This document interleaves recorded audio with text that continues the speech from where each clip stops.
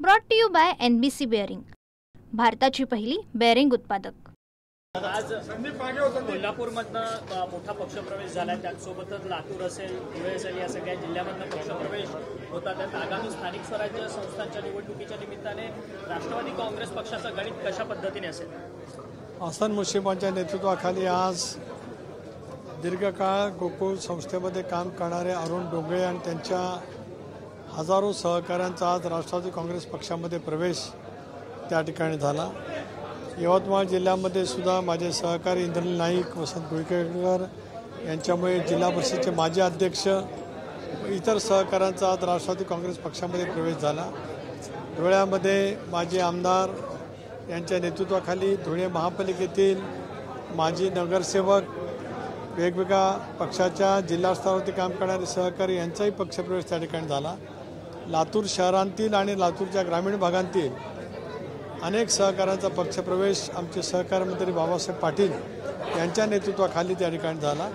आणि सोलापूर शहरांतील सोलापूरचे अध्यक्ष, कार्याध्यक्ष यांच्या प्रयत्नातून सोलापूरचे माजी नगरसेवक, वेगवेगळ्या समित्यांचे सभापती यांचाही पक्षप्रवेश त्या ठिकाणी झाला। आज महाराष्ट्रातल्या वेगवेगळ्या भागांतील समाजामध्ये जन्मत असलेल्या वेगवेगळ्या पक्षांमध्ये महत्त्वाची राजकीय भूषवलेल्या अनेक सहकाऱ्यांनी आज राष्ट्रवादी काँग्रेस पक्षामध्ये प्रवेश या ठिकाणी केला। त्यांचं मी मनापासून स्वागत केलेलं आहे। ते करत असतानाच आगामी स्थानिक स्वराज्य संस्थांच्या निवडणुकीच्या निमित्ताने या सगळ्यांच्या पक्षप्रवेशामुळे त्या जिल्ह्यामध्ये राष्ट्रवादी काँग्रेस पक्षाची संघटना मजबूत होण्याची प्रक्रिया अधिक दृढ त्या ठिकाणी झालेली आहे, हेच मला आपल्यामार्फत सांगायचं। सर, हसन मुश्रीफ भारतात बोलता बोलून गेले की क्षीरसागर आणि महाडिक यांच्या सगळ्या वादांमध्ये महापालिकामध्ये आपल्याला कमी जागा आपल्या पारड्यात येतील, जिथे गरज असेल तिथे स्वतंत्र निवडणूक लढणं गरजेचं आहे, असं देखील ते बोलून गेले। आपण नीट त्यांचं भाष्य ऐकलं नाही। त्यांनी असं सांगितलं की आज महायुतीतले दोन महत्त्वाचे घटक पक्ष आहेत, त्या पक्षाच्या कोल्हापूर जिल्ह्याच्या नेतृत्वामध्ये जागा वाटपांची चर्चा होत असताना जेवढ्या जागा आहेत त्याच्या निम्म्या जागा त्यांनी मागितल्या आहेत। त्यामुळे महायुती म्हणून कदाचित राष्ट्रवादी काँग्रेस पक्षाच्या वाटेला जागा आलीच नाही, तर पक्ष म्हणून त्या शहरात गेले 20 वर्ष आम्ही त्या ठिकाणी कोल्हापूरकरांनी आम्हाला नेतृत्व करण्याची संधी दिलेली असल्यामुळे आपल्याला आपल्या पक्षाच्या दृष्टिकोनातून, कोल्हापूरवासियांच्या दृष्टिकोनातून निवडणुकीला सामोरं जाण्याची तयारी ठेवावी लागेल, असाच मुद्दा नामदार हसन मुश्रीफ यांनी या ठिकाणी मांडला। कोल्हापूरला परिस्थिती होऊ शकते, पिंपरी चिंचवड, पुणे या ठिकाणी नाही, आजही समन्वय समितीची बैठक आहे। समन्वय समितीच्या यापूर्वीच्या बैठकीमध्ये स्थानिक स्वराज्य संस्थांच्या निवडणुका महायुती म्हणून आम्ही लढवाव्यात अशी चर्चा जवळपास एकमत आम्ही त्या ठिकाणी केलेलं आहे। पण महाराष्ट्राच्या वेगवेगळ्या महापालिकेमध्ये, वेगवेगळ्या जिल्ह्यांमध्ये, वेगवेगळ्या विधानसभा मतदारसंघांमध्ये राजकीय समीकरणं वेगवेगळी असल्यामुळे महायुतीतले 3 घटक पक्ष आहेत, भारतीय जनता पक्ष, राष्ट्रवादी काँग्रेस पक्ष, शिवसेना, हे त्यांचे प्रमुख सहकाऱ्यांची जो चर्चा करतील, आम्ही राज्य पातळीवरती समन्वय समिती म्हणून बसू, मग महाराष्ट्राचे नेते म्हणून देवेंद्रजी, अजितदादा, एकनाथराव या संदर्भातला निर्णय करतील। अजितदादा उद्यापासून दौऱ्यावर जात आहेत, आज तुमची बैठक देखील होती आमदारांची आणि मंत्र्यांची, कशा पद्धतीचं शेड्यूल असेल, कोण या दौऱ्यासाठी जाणार? दादा आजच सोलापूरच्या दौऱ्यावरती निघणार आहेत। पण ज्या पद्धतीने कालची अतिवृष्टी त्या ठिकाणी झाली, पाण्याची पातळी सकाळी आज दादाची माहिती घेत होते त्यावेळेला मी त्यांच्या समेत उपस्थित होतो, तर पाण्याच्या पातळीमध्ये वाढ होत चाललेली होती आणि प्रचंड प्रमाणावरती शेतीचं नुकसान झालं असल्यामुळे आजच्या या पक्षप्रवेशाच्या कार्यक्रमाला मी उपस्थित राहावं, परंतु राज्यातील शेतकऱ्यांच्या दृष्टिकोनातून आता जी काय आपत्ती झालेली आहे त्याची पाहणी करायला दादा स्वतः त्या ठिकाणी आता गेलेले आहेत। राष्ट्रवादी काँग्रेस पक्षाने सर्व मंत्र्यांना आधी दिले, तडकेफडके राजीनामा दिलेला आहे, काय कारण असेल? बाबा गुजर हे यापूर्वीच राजीनामा देणार होते। बाबा गुजर ज्या वेळेला मी नागपूरला गेलो त्याच वेळेला त्यांनी राजीनामा जिल्हाध्यक्षपदाच्या जबाबदारीतून मुक्त करा अशी त्यांनी भूमिका त्याला मांडली होती। मी त्यांना विनंती केली होती की शिबिर होईपर्यंत आपण थांबा. त्यांच्यावरती आम्ही वेगळी जबाबदारी प्रदेश पातळीवरती देऊ. राजाभाऊ टाकसाळे यांची नेमणूक आम्ही नागपूर ग्रामीण जिल्हा राष्ट्रवादी काँग्रेस पक्षाचे अध्यक्ष म्हणून केलेली आहे.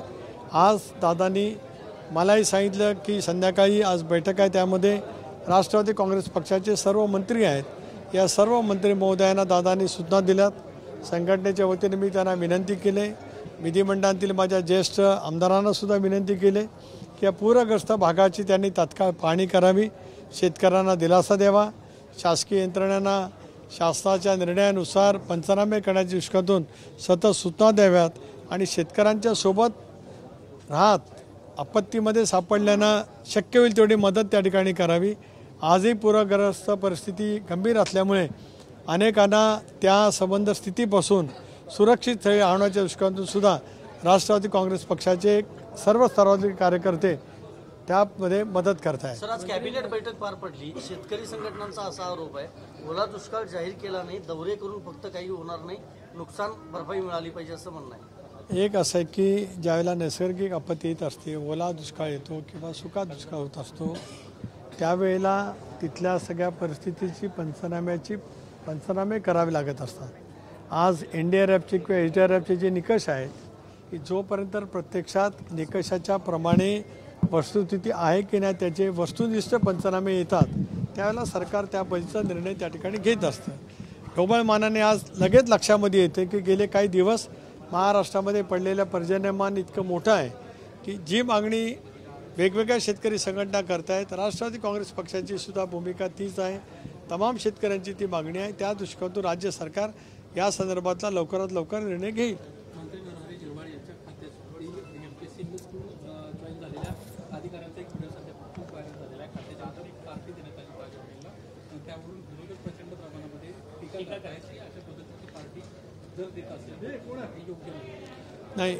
एक तर मला या गोष्टीची पूर्ण माहिती नाही, पण अशा पद्धतीची एखादा अधिकारी ताज पंचतारिक हॉटेलमध्ये पार्टी देत असेल तर ते चुकीचं आहे. या संदर्भामध्ये मंत्री महोदयांनी चौकशी करावी आणि जी प्रशासकीय कारवाई असेल ती करावी.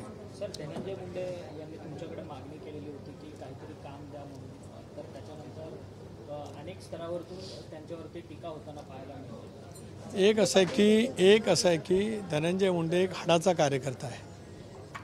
पक्ष आणि पक्षाचं संघटन जनमानसामध्ये गेली अनेक वर्षे धनंजय मुंडेंनी काम केलं आहे.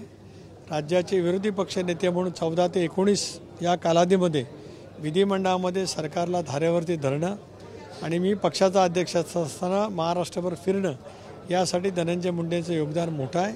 खरं आहे की न्यायालयीन चौकशी त्या दुर्दैवी घटनेच्या संदर्भामध्ये सरकारने घोषित केल्याच्यानंतर त्यांनी स्वतःहून मंत्रिपदाचा राजीनामा दिला. परवाला कार्यक्रम होता तो पक्षाचा कार्यक्रम होता. त्या पक्षाच्या कार्यक्रमामध्ये मुंडेंनी ही विनंती केली की मला काहीतरी काम द्या. काम द्या याचा अर्थ संघटनेचं काम द्या, याचा अर्थ काय थेटपणाने मंत्रिपदाची मागणी केली असं होत नाही. पण काहींना वेगवेगळ्या पैसा अनवार ते काढायची सवय असते, ते त्यांच्यात काढत असतात. बघू ना, एक तर ते पक्षाचे राष्ट्रीय स्पोक्सपर्सन आहेत. पुन्हा एकदा मी आज प्रदेशाध्यक्ष म्हणून मी सांगतो की राष्ट्रवादी काँग्रेस पक्षाचे राष्ट्रीय स्पोक्सपर्सन म्हणून, प्रवक्ते म्हणून त्यांची नियुक्ती होती. त्या जबाबदारीचं काम त्यांनी पुन्हा एकदा त्या ठिकाणी सुरू करावं असं प्रदेशाध्यक्ष म्हणून मी त्यांना त्या ठिकाणी सांगतो. मधल्या कालावधीमध्ये पक्षाचं शिबिर झालं, त्याच्यामध्ये सुद्धा त्यांच्यावरती एक जबाबदारी दिलेली होती. त्याचा अहवालसुद्धा त्यांच्याकडनं येईल. ते अहवाल किंवा 10 आम्ही जे काही गट नेमलेले होते त्याच्या संदर्भामध्ये आम्ही ज्यावेळेला चर्चा करू त्याला एक कोर ग्रुपचे सदस्य म्हणून त्यांचं मत, पक्षाच्या उभारणीसाठी ते करत असलेली सूचना याचाही साकल्याने विचार केला जाईल. Brought to you by NBC bearing, भारताची पहिली बेअरिंग उत्पादक.